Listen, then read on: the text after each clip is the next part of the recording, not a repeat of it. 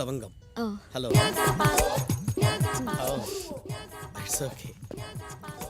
దీన్ని పెక్ అంటారు. ప్యారిస్లో అందరూ ఇలాగే పలకరించుకుంటారు. ఎలా ఉంది కొత్త పలకరింపు? బాగుంది. మీరు మొహం కడుక్కుంటే ఇంకా బాగుంది. దీన్ని ఎస్కలేటర్ అంటారు. ఓ, బహుశా ఇండియాలో మీరు ఎక్కడా చూసింటారు. దీని మీద మనం నిలబడితే చాలు, అదే మనల్ని కిందకి తీసుకెళ్తుంది. ఓ, జాగ్రత్తగా కమా లెగ్స్ యార్ అనుకుంటా. Of course. ఒకటే రెండా 25 సంవత్సరాల నుంచి ఇక్కడే ఉంటున్నాను. ఎయిర్పోర్ట్లోనా? నవ్వు ఎక్కువైనట్టుంది. ప్యారిస్లో. సారీ అండి, అలా దిగాలని తెలియక మేము మామూలుగా దిగేసాం. పర్వాలేదు కదా? Yeah speaking. Yeah no no impossible, I cannot come. You know హాలిడేన్? Yeah yeah exactly. నేను ఇంకా ఎక్కలేదురా. మనం అక్కడ ఉండాలంటే 9 o'clock ఇక్కడి నుంచి బయలుదేరాలి. అంటే 8:50 కింద ఉండాలి. అంటే 8:45 లిఫ్ట్లో ఉండాలి. మేము అలా ఉండాలి అంటే మీరు ఇప్పుడు మమ్మల్ని వదిలే. నా గతం మీకు తెలీదు. తెలిస్తే ఇలా మాట్లాడరు. నా భవిష్యత్తు ఏంటో తెలియక నేను చేస్తున్నాను. నీ గతం ఏం జరిగింది? ఎందుకు రాలేరండి? మీకు నీళ్ళంటే భయం, నాకు మా ఆవిడంటే భయం. నేను రోజు ఇంట్లో కళ్ళు మూసుకొని పడుకోవట్లా. రండి చెప్తాను.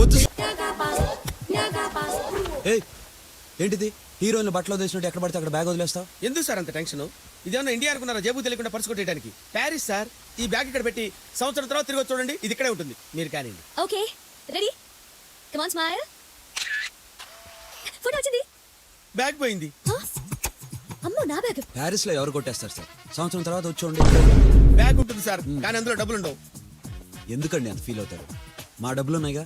మీ డబ్బులు కూడా అందులోనే ఉన్నాయి సార్, అందుకే అంత ఫీల్ అవుతుంది. లేస్ కట్టుకోండి. ఎందుకు? కట్టుకున్న తర్వాత ట్రై చేద్దామని అడుగుదాం. తర్వాత 1 2 3 అని 3 అంకెలు లెక్క పెడతాను. పారిపోదాం. ఈ టెక్నిక్ తెలియక ఇన్నేళ్ళ నుంచి అనవసరంగా ఎన్ని షూస్ కొన్నానండి. ఈ మాత్రం హింట్ ఇస్తే చాలు. చెల్లరి. అమ్మో, పోలీసులు వీడు వస్తున్నారండి. వాళ్ళు మిమ్మల్ని ఇంకా తరుగుతున్నారా? నాకింత ఫాలోయింగ్ ఉందని ఇప్పుడే తెలిసింది బాబు.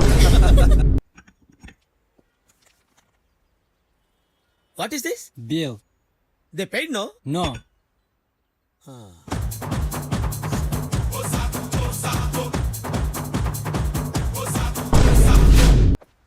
ఎవడో బ్రిడ్జ్ దాటితే బ్రహ్మాండంగా ఉంటుందన్నాడు. నరికేయాలండి. ఎందుకులేండి.